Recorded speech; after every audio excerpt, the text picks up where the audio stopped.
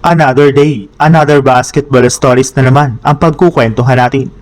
At ngayon nga ay pag-uusapan natin ang balitang tinatamad na nga po ngayon si DeMar DeRozan sa Sacramento Kings at ang balitang gugulatin na nga po ng Los Angeles Lakers ang buong NBA patungkol kay LeBron James. Mas lalo pa nga pong bumagsak sa 14 wins at 48 losses ang record ng Sacramento Kings bilang ika-15 seed sa Western Conference. Maliban nga po sa pagkakaroon nila ng napakahabang lose streak noong nakarang linggo ay 2 beses pa lamang nga po silang nanalo sa kanilang huling 10 laro.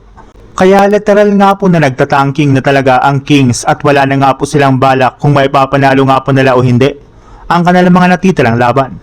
Sinusubukan na lang naman nga po ng Sacramento na tapusin ang kanilang kampanya ngayong regular season since nagpa-participate na lang naman nga po sila sa kanilang mga laro which is hindi na nagugustuhan pa ng isa sa kanilang mga superstar na si DeMar DeRozan.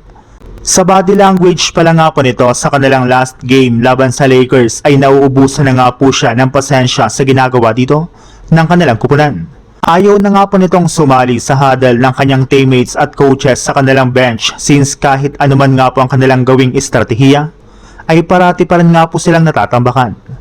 Sa ibang balita naman, mismong ang dating team owner na nga po ng Los Angeles Lakers na si Jeanie Buss ang nagsabi na wala nga na pong kasiguraduhan kung mananatili si LeBron James sa kanilang team once na maging isa na nga po itong ganap na unrestricted free agent sa pagtatapos ng kanyang kontrata.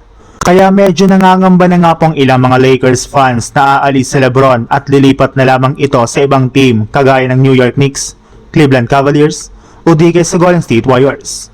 Pero ayon nga po sa pinakahuling inilabas na balita ng isang insider, sinabi na nga po mismo ni Rob Pelinka na isa nga po sa mga prioridad nilang gawin sa darating na off-season ay bigyan at mapaperma si LeBron James ng kontrata na nagkakahalaga ng mahigit sa $90 million. Yes, ganyan nga po kalaki ang ipang-offer ng Lakers kay LeBron sa kanilang gagawing negosasyon sa darating na off-season. Kaya kung sakali man nga po na magkasundo sila ng kampo ng kanilang superstar ay mananatili pa rin nga po talaga si LeBron sa Los Angeles Lakers.